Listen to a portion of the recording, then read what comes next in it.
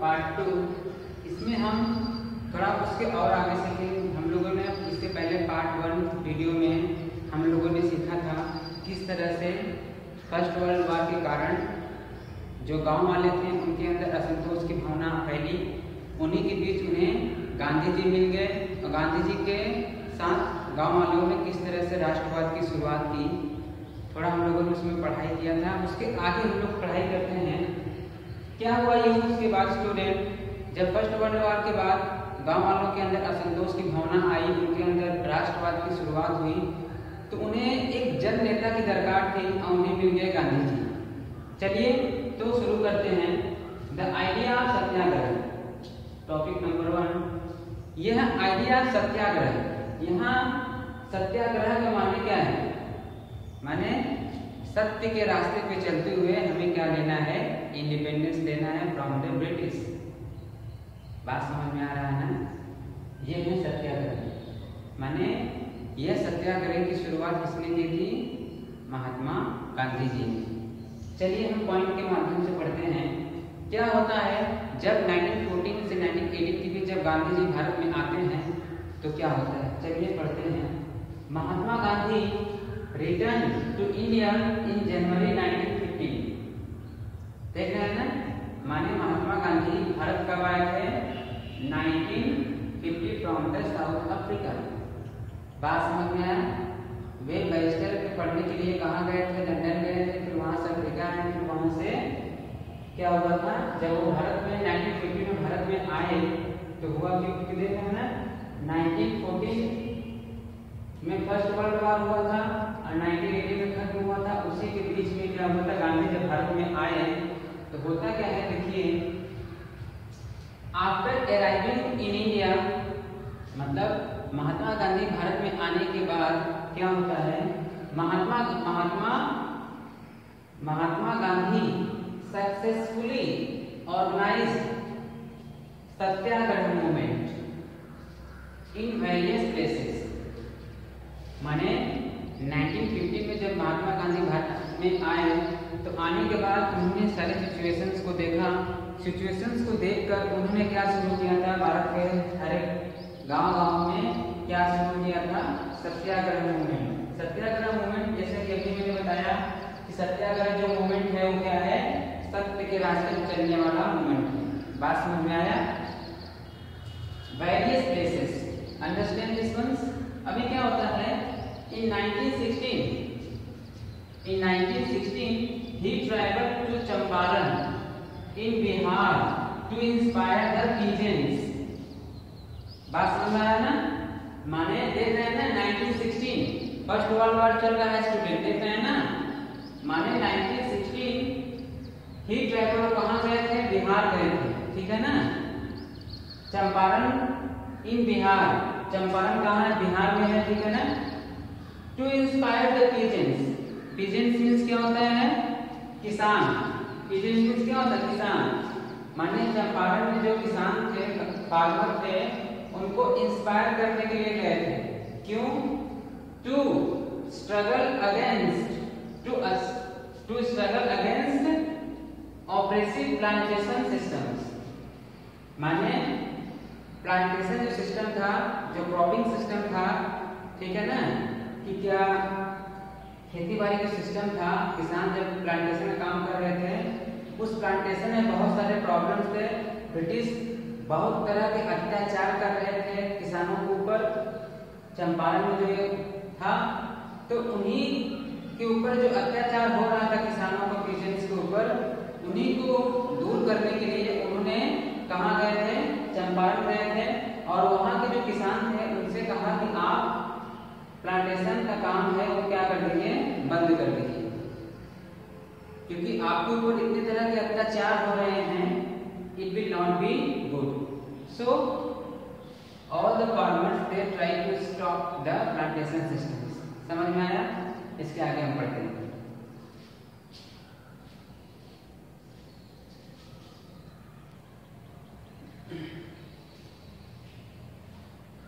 Yes students, तो हुआ यूं कि चंपारण में जब मूवमेंट गांधी जी ने शुरू किया तो वहां पर क्या हुआ था? प्लांटेशन वर्कर्स ने अपने वर्क करना बंद कर दिए और ब्रिटिशों के अगेंस्ट में खड़े हो गए। तो हुआ यूँ कि इस तरह से गांधी जी ने क्या किया, चंपारण में जो किसान थे उनको क्या दिलाई, विक्ट्री दिलाई, क्योंकि अंग्रेजों को उनके आगे झुकना पड़ा और जो डिमांड था फार्मर्स का, मिल प्लांटेशन वर्कर का, वे फुलफिल हुए और इस तरह से गांधी जी को पहली विक्ट्री चंपारण से उन्हें मिल गई। बात समझ में आया। अभी गांधी जी का सिलसिला और आगे बढ़ता गया। आगे देखिए क्या होता है।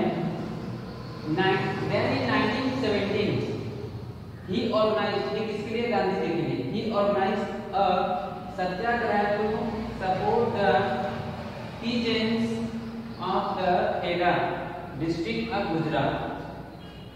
माने ये कि इससे पहले जो घटनाएं थी वहाँ बिहार के चंपारण में हुई थी, वहां से उनको विक्ट्री मिलने के बाद, जीत मिलने के बाद, सफलता मिलने के बाद गांधी जी रुके नहीं, कहाँ बढ़ गए, 1917 में खेड़ा डिस्ट्रिक्ट गुजरात में उन्होंने क्या शुरू किया था, सत्याग्रह। बात समझ में आया। बिहार में तो वहां पर शुरू हुआ, उसके बाद वो कहाँ शुरू किए, गुजरात में। गुजरात की क्या समस्या थी, गुजरात में जो खेड़ा स्थान था, खेड़ा डिस्ट्रिक्ट है, वहां पर जो प्रॉब्लम था वो क्या था, देख रहे हैं ना, सत्याग्रह टू सपोर्ट द पीजेंट्स, किसानों को सपोर्ट करने के लिए गांधी जी ने वहां पर भी सत्याग्रह मूवमेंट चालू किया था। क्या था वहां पर, अफेक्टेड बाय क्रॉप फेलियर। बात समझ में आया। यहाँ पर affected by the crop failure. Crop failure means क्या होता है, क्रॉप कब फेल होता है, जब सूखा पड़ते हैं, फ्लड्स आता है, ड्रॉट्स आते हैं, साइक्लोन आता है, फैमिन आता है, अकाल होता है ना, उस समय क्रॉप क्या होते हैं, फेलियर जब होते हैं।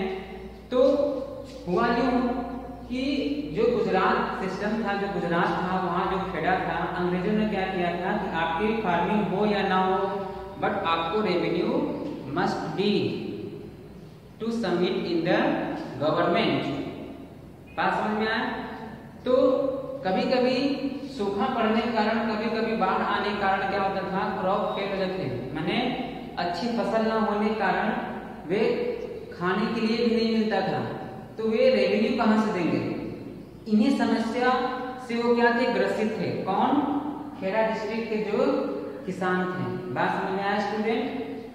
अब आगे देखते हैं, the peasants of Kheda could not pay the revenue, माने जो खेड़ा डिस्ट्रिक्ट के जो पीजेंट थे, किसान थे, वे रेवेन्यू नहीं दे पाते सकते थे।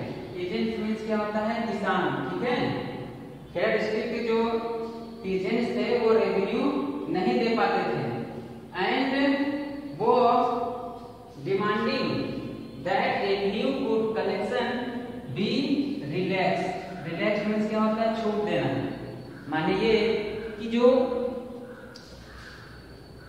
खेड़ा डिस्ट्रिक्ट के जो पीजेंट्स थे उन्होंने क्या डिमांड किया था ब्रिटिशों से कि हमारा क्रॉप क्या हो गया है, फेलियर हो चुके हैं, हमारे इस बार फसल अच्छी नहीं हुई है, न होने के कारण हम रेवेन्यू नहीं दे सकते, तो आप रेवेन्यू में क्या कीजिए, कुछ छूट दीजिए, कुछ रियायती दीजिए, कमी लाइए, माफ करिए, ठीक है ना। इन्हीं चीजों को लेकर क्या हुआ था, जो डिस्ट्रिक्ट के जो पीजेंट्स थे उन्होंने क्या किया था, डिमांड किया था किससे, ब्रिटिशों से। लेकिन हुआ यूं कि डिमांड तो कर दिए, लेकिन उसको आगे कैसे बढ़ाएं, तो वहां पर गांधी जी ने सत्याग्रह मूवमेंट शुरू किया था। आगे बढ़ते हैं।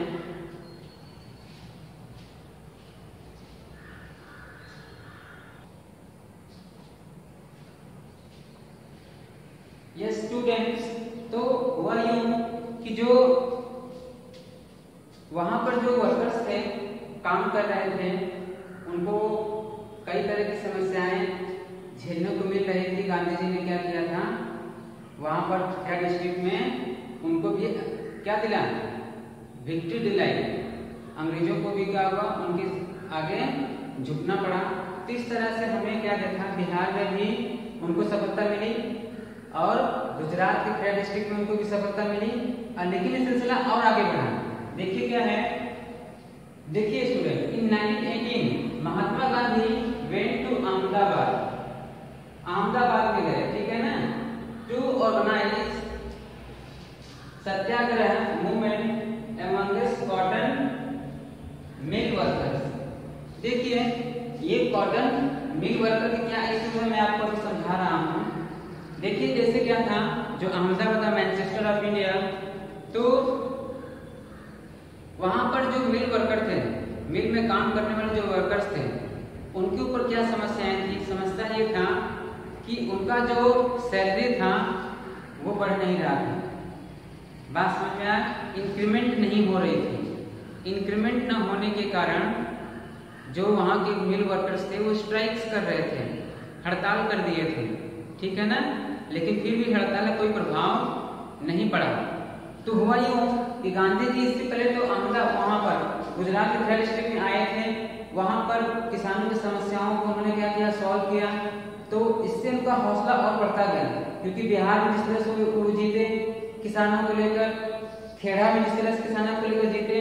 अभी बात आती है अहमदाबाद के मिल वर्कर के साथ, उनका भी यही समस्या था कि उनका इंक्रीमेंट नहीं बढ़ रहा था, बहुत दिनों से ऐसे ही उनकी सैलरी थी। जिस तरह से उनका जो दिनचर्या था वो सिस्टम थोड़ा खराब हो गया था और इस तरह से उनके ऊपर कई तरह के अत्याचार हो रहे थे। तो इन अत्याचारों को जब गांधी जी ने सुना तो उन्होंने क्या शुरू किया था, उन्होंने उनका साथ दिया और क्या शुरू किया, वहाँ पर सत्याग्रह मूवमेंट वहाँ पर भी क्या किया, उन्होंने शुरू कर दिया। क्योंकि जो सूती मिल वर्कर्स वहाँ पे काम कर रहे थे, जब उनके ऊपर समस्याओं को देखते हुए उन्होंने वहाँ पे शुरू किया, तो उन्होंने डिमांड किया था, गांधी जी ने अंग्रेजों से डिमांड किया कि जब तक आप उनका इंक्रीमेंट नहीं करवाएंगे, ठीक है ना, माने जब तक मिल वर्कर्स का इंक्रीमेंट नहीं बढ़ेगा तब तक क्या होगा, जो मिल वर्कर्स वो काम नहीं करेंगे मिल में, ठीक है ना। हड़तालें हो गई, हड़तालें चलती गई, अंत में समय आया कि ब्रिटिशों को भी क्या हुआ, वहां पर झुकना पड़ा।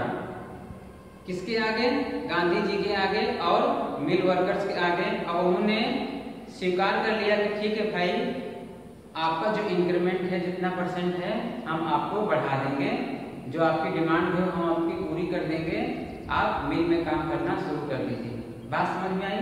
तो इस तरह से गांधी जी को सफलता मिली from Champaran, from Kheda district and from Gujarat Ahmedabad mill workers. ये तीन सफलता के बाद गांधी जी का हौसला और बढ़ गया और उन्हें समझ में आ गया कि हम इसके माध्यम से, सत्याग्रह के माध्यम से हम क्या करेंगे, अंग्रेजों को अपनी बात मनवाने के लिए मजबूर कर देंगे।